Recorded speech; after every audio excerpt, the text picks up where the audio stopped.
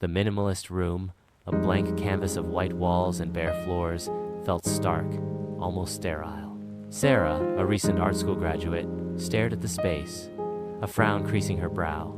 Minimalist didn't have to mean bleak. She envisioned a calming sanctuary, a space reflecting her creative spirit, but the overwhelming choice of color palettes threatened to derail her. She opened her laptop, the screen glowing with an array of options. First, she considered a serene palette. Soft grays, muted blues, and a hint of warm ivory. This would create a sophisticated, almost cloud-like atmosphere, a quiet refuge from the outside world. She imagined plush gray cushions on a white sofa, a blue throw draped artfully, a single ivory vase holding a delicate sprig of eucalyptus. It was elegant, calming, but perhaps a little too subdued. Next, she explored a bolder approach. A deep teal contrasted with crisp white and accents of warm copper. This palette felt more energetic, a vibrant space without sacrificing the minimalist aesthetic. She envisioned a teal feature wall, a white desk with copper legs, and a few carefully chosen copper ornaments. It was modern, striking, but might feel a bit overwhelming in a small room.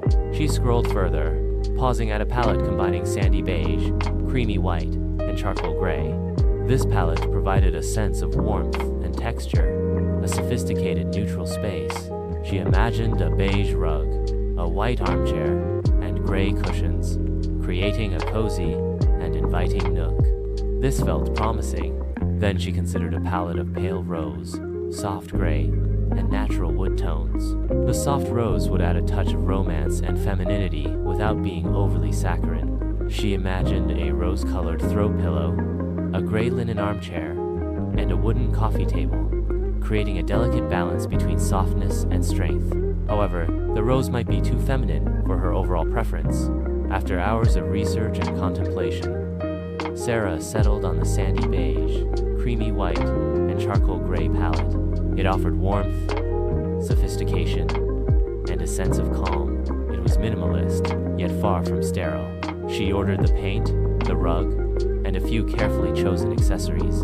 Days later, as she stood in her transformed room, surrounded by the soft hues, a sense of quiet contentment washed over her. The minimalist room was no longer stark, but a haven, a reflection of her refined taste and creative vision. The transformation was complete, a testament to the power of a well-chosen color palette.